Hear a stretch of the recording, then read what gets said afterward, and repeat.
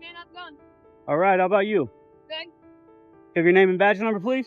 Yeah, it's Officer Gris. My badge is 1641. Is there Officer a reason Gris. why you're recording our bus? Yeah, I'm gathering content for a story, Great. personal story. What about? It doesn't matter. Okay. Is there something we can help you with or help answer any questions for you? Nothing at all.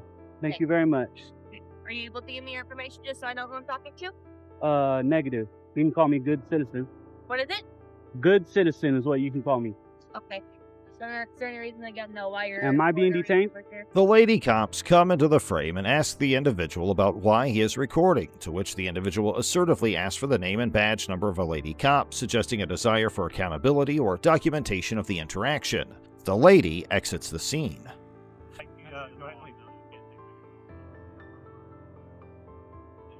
I know I'm not on state grounds though. You are. If you go on the other side of the south side, you're more welcome to do that.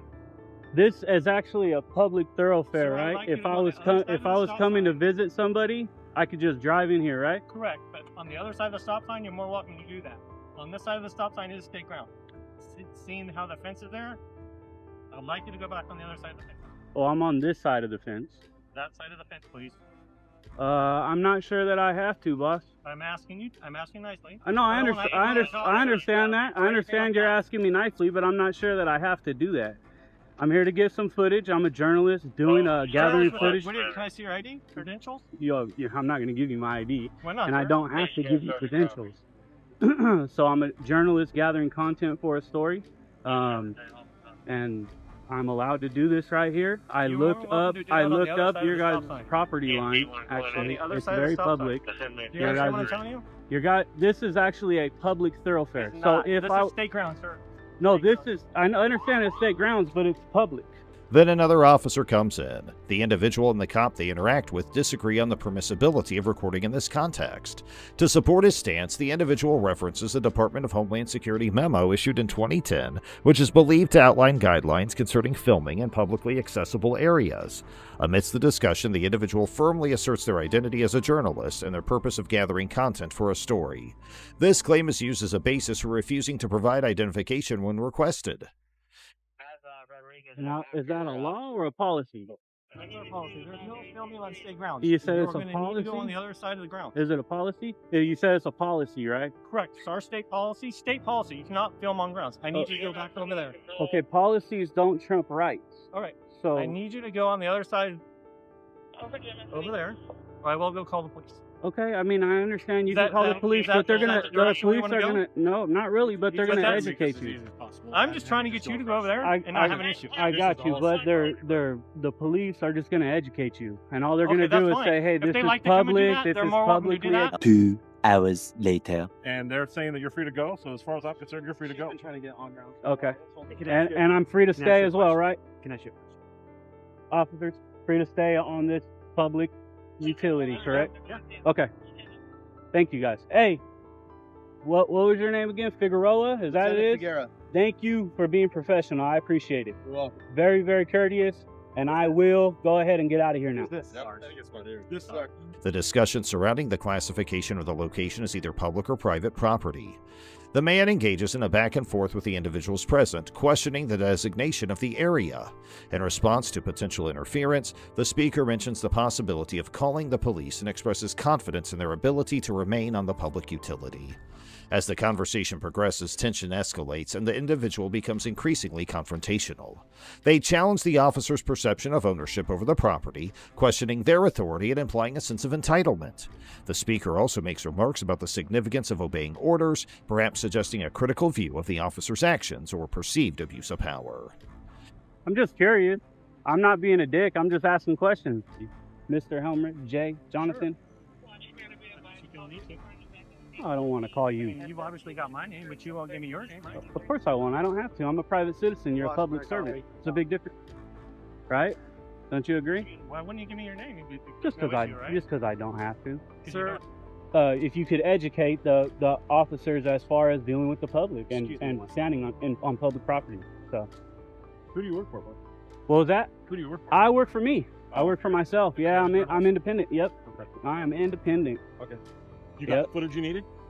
Yeah, I'm done now. Okay. I'm Is there done anything now. You need from him? Nope, he has the information to contact our public information officer. So I am requesting that you leave our grounds now. Okay, this is public. We got that straight, right? I'm in public. You can more welcome. Now to I cross might the street. stay here for another hour.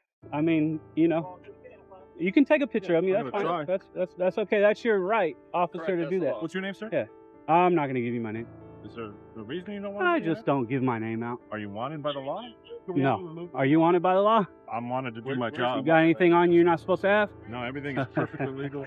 Except The speaker engages in a back and forth with the individuals present, questioning the designation of the area.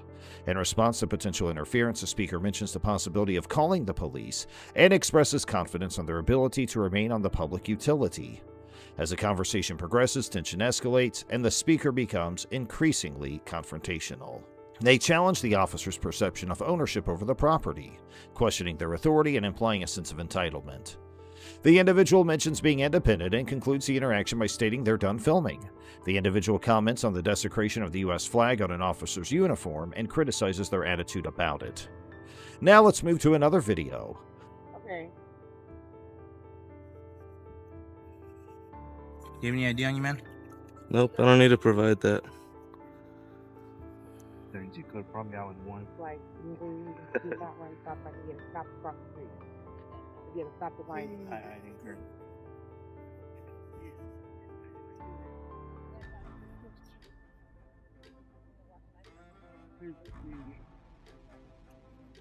What's up, man? You Did I didn't- commit a crime? Huh? Did I commit a crime? It's an infraction. Is it a crime? It's an infraction. Is it a crime? Meaning that I'm able to stop you. Is it a crime? You ran the stop sign. Did I commit a crime? No, we didn't run the stop Did I sign. commit a crime? Like, you're really tripping, sir. You really are. Because you had to stop at the stop sign to see where I was. You know I don't have to ID, right? This one captures an encounter between a cyclist and police officers. The cyclist questions the officers about stopping him from running a stop sign. You ain't got nothing better to do or what? What's that? You don't got nothing better to do or what? As far as what? Like, going out and doing your job. This is part of my job. This is serving the public? Yes. What are you doing right now? Making sure you don't drive, run the stop sign, and the vehicle hits you. Or causing that driver to swerve, and then... Oh, so you can't just come and tell me? You have to get my identification for that? Yes, we do the same with everybody. You do? What's the reason for identification? So I know who you are.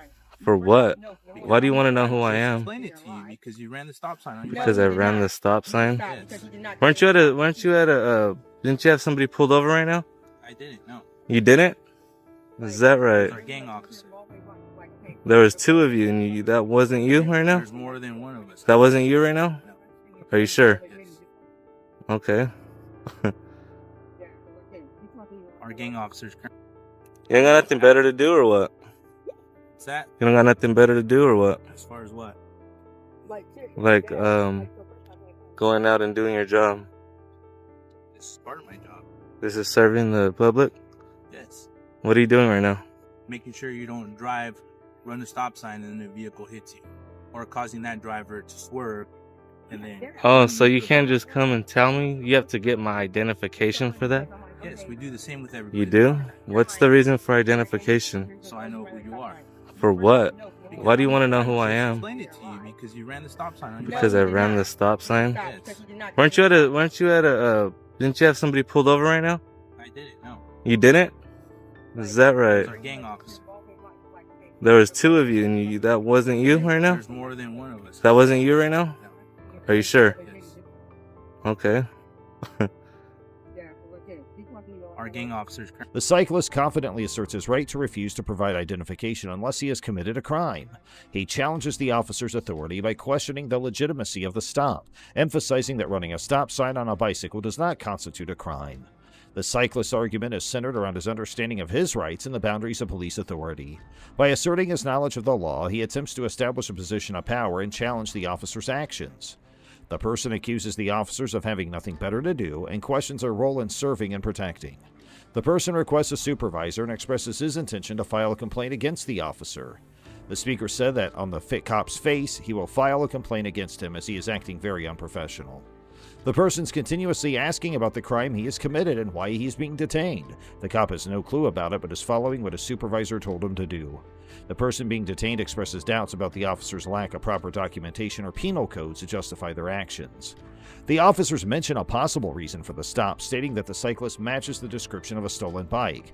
However, the bicyclist disputes the claim, vehemently asserting that his bicycle is not stolen and challenging the accuracy of the information provided by the officers. But I didn't have to ID. Traffic Yeah. violation? Yeah. I knew. I know. That's what I'm like, that's what I understand. Oh, I'm not gonna argue about it. You're dismissed. Thank you. One of his reasons was because You guys are both dismissed already. Stop that. Stop being No. Stop being a jerk. Ma'am, do you have any other questions as far as? Stop being a jerk. Mm-mm. Don't talk smack after No. This guy needs to know. I mean, what do you? Because he's gonna come back with his No, he can't come back. Just like I told you, he wasn't gonna ID me. Like, it's true. Did he ID me? Because like that wasn't his initial reason in the first place. Exactly. Like stop this bullshit. You didn't have a fucking reason. You had no reason. We're about to see the walk of shame. Stop that. You're a dick, dude. That's not safe. There it is, guys, the walk of shame. The cyclist adamantly argues that there have been other bikes in the area and expresses disbelief at the officer's claims. He repeatedly questions whether he is free to leave, seeking confirmation from the officers. Finally, they respond affirmatively, stating that he is indeed free to go. He zoomed the camera on the cop when he was walking away with embarrassment on his face and told the cop that he'll get famous on YouTube because of what he did in the park. Now we'll move to our next video. Hey, how you doing? I'm alright, how are you? It's not allowed here to take photos or videos, okay? You need the permission from the administration about that. So it's not allowed to take photos or videos here? Inside, no. Wait, who do I need permission from? Administration. From administration? Yeah, I don't think that's the case. Long Island Audit, an individual, was recording at a public library when approached by security personnel who requested them to cease filming. The person's identity, referred to as Long Island Audit, suggests their involvement in documenting public interactions and encounters. The incident occurred within the premises of the library, where the security personnel took notice of the individual's filming activity and expressed their objection. Have you not heard that before? I've heard it plenty of times. It's just I'm surprised because, well, my name and my badge number is right here. Uh-huh. Okay, you see it? Tibbets? Yep, I 640. The pen is blocking the number. 640? Yep.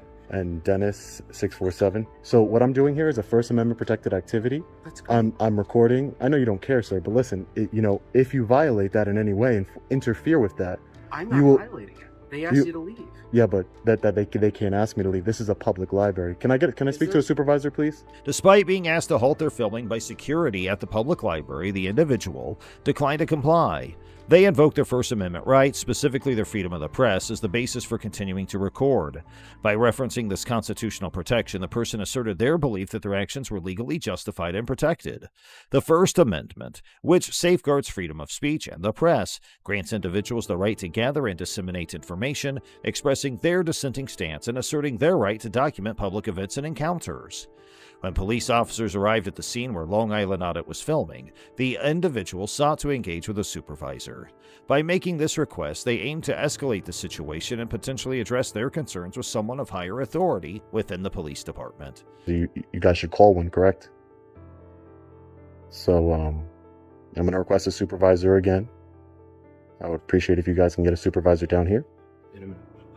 You don't rule the roost here right now.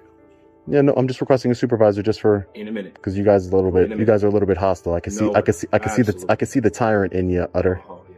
You're a real tyrant. Yeah. I can see it in your eyes. In law enforcement experience. Seeking the involvement of a supervisor suggests that the person felt dissatisfied with the initial interaction and hoped for a different approach or better understanding of their rights. After the arrival of a supervisor, the situation escalated further as the person was faced with the threat of arrest. Feeling compelled to comply with this ultimatum, they reluctantly provided their identification. The threat of arrest likely created a sense of urgency and fear of legal consequences, prompting the person to reluctantly reveal their identity. I don't. Obviously, I don't. No, You took an oath to it, though, Tibbets. Jeez. Dude, why you gotta be such a tyrant? You gotta be such a tyrant. See what I'm doing there? Acting like a child? Yeah, so are you. Acting like a child. Did you get permission when you post that video of these people? Don't need it. They're in You public. don't need it? Yeah, they're in public. Don't need it. See, you're learning something here today, man. Come on. This is not going to end well with you. You know that. Okay, we'll see. We will see. I'm telling you. We will see. Okay. I'm not scared of you. I know you're not supposed to be scared. I don't care. Okay, great. Great. Long Island Audit took decisive action following the incident by filing formal complaints against the officers involved in the encounter. Unsatisfied with the treatment they received, they expressed their intent to pursue legal action by filing a notice of intent to sue. The response demonstrates the individual's determination to hold the officers accountable for their actions and seek justice for any perceived violations of their rights. Law enforcement officers are seen as saviors of citizens. Their prime duty is to save people from being victims of crimes. But what if there are officers who are worse than the criminals they caught? These people should go beyond what you can imagine and commit the unthinkable. Who are these psycho cops? How were they caught? On number 2, we have Christopher Dorner. Christopher Dorner was a well-known police officer in the Los Angeles Police Department. He wanted to be a police officer throughout his childhood, and his dream came true when he joined the police force. He graduated from Southern Utah University with a good score. He had served in the military and had a clean record of his name. But things went downhill after a few years when he joined the police force. How far would you go for revenge? Christopher started receiving bad remarks as he accidentally shot fire and physically harmed a recruit. He also was not on good terms with the authorities. He also made allegations against a field training officer for physically hating a mentally unstable suspect. When the authorities ordered an investigation, everyone turned against Christopher. There were no victims or witnesses. Everyone spoke against the allegation, and this deeply affected Christopher. The investigation report came in, and Christopher was portrayed as a liar who was unfit for serving in the police force. He was fired, and it was more than what he could take. As years passed by, everyone forgot about the incident. Police officers moved on with their lives. But then, there was Christopher Dorner, fired from his dream job and lost his credibility. He was stamped as the big liar. The incident replayed in his mind over and over again. He challenged the decision of the LAPD in 2010, but nothing came in his favor. When we look into his personal life, we can see that his ex-girlfriend Ariana Williams spoke ill of him, and even went to the extent of warning others about his behavior. This disrupted Christopher's day-to-day activities, and he was not able to lead a reputed life. People started avoiding him and mocking him behind his back. His loved ones isolated him, and he was not included in any of the family gatherings. He started suffering from depression, and he lost his sense of mental well-being. He wanted to have a clean name, and he accused LAPD of their hidden agendas against him. What happened on 3rd February 2013, the entire department was shocked to know that Christopher shot police officers and a girl in Orange County. His first victims were Monica Kwan and Keith Lawrence. He killed them because it was Monica's father who was on the disciplinary committee and heard his statements about Christopher. He brutally shot them by saying that he would kill Monica and her partner Keith as they shouldn't get an opportunity to build a family, as that same opportunity was taken away from him by her father. Authorities became alert of the incident, and they started protecting the families of former policemen who were on bad terms with Christopher Dorner. He had prepared a manifesto where he pledged violence and vengeance against those who destroyed him and his possible life. He started shouting at more police officers, and the authorities offered more than $1 million for whoever found Christopher. Towards the east of Los Angeles, there was a small town named Big Bear Lake. Christopher was found hiding there. When the police came in, they found the owners of the condo tied up. When asked about Christopher, they came to know that he fled in their van. The police tracked him down, but he shot a sheriff and ran away. He found another hiding place, and the police threw a tear gas bomb at him. This act of theirs resulted in huge chaos as the place got fire and Christopher was inside. After a few minutes, they heard a gunshot. Well, Christopher ended him and his body burned in the fire. The medical team arrived immediately and identified his body. Christopher didn't bring harm to anyone who was not related to the police force. He did exactly as he started in the manifesto. He killed police officers and their loved ones for ruining his life. He thought that they were the ones who should suffer, as they were the real liars. They destroyed his life and his family relations. Then, they went on with their life as if nothing happened. The story of Christopher is haunting, as this psycho cop had a great backstory to his name. Many came in support of Christopher as they thought that what he did was right. Facebook groups were formed and a large number of people came in defending Christopher and his crime. They could relate to the atrocities of police officers and the justice delay due to the messed up police department system. A lot of them faced injustice, and knowing how Christopher took matters into his hands, they adored him for his braveness. The Los Angeles Police Department was shocked to know about the immense support Christopher received. They never expected such a criminal cop to get this amount of praise and support. The police officers became villains in the eyes of the majority. Psychologists said that Christopher Dorner is a product of the police department. They created a monster unknowingly. Many instances led him to lose his mind and commit all these crimes. The fact that he is a murderer never changes. It's just we have a better understanding of why he committed all these crimes. On number 1, we have Justin Volpe. Abner Luima, a Haitian immigrant, was detained by Justin Volpe and other police officers following a dispute that took place in that Brooklyn pub. Abner allegedly assaulted Justin and transported him to the police station, according to Justin. Then, using a wooden rod, he began beating Abner and sodomizing him. He used the same stick to forcefully insert it into Abner's mouth. Abner was transported to a nearby hospital, where he was informed that the police had found him acting homosexually. The medical staff did not take them. Justin's attack on Abner was already the subject of a rumor. This shocking attack triggered many people to start protesting against the unfair treatment of people by police officers. Their protest caught the media's attention, and the whole world came to know about this brutal attack. The NYPD was deeply affected as their integrity and honesty were being questioned. They had no option but to listen to what the public had to say and not protect Justin Volpe. The heinous torture he inflicted upon Abner cannot be forgotten. Meanwhile, Abner was recovering from his injuries. He lost his tooth and his private parts were deeply injured. When the case came to court, Eugene H. Nickerson ruled against Justin Volpe. He was given a 30-year prison term and ordered to make reparations of $277,000. Justin admitted that he attacked and sodomized Abner. He also said that he betrayed himself, the citizens, and his police department with his actions. He sought their forgiveness. His family was in disbelief as they couldn't believe that Volpe could do something brutal and heartless. His family was isolated as none of them wanted to have ties with such a psycho police officer's family. They were prepared to face the consequences of Volpe's action.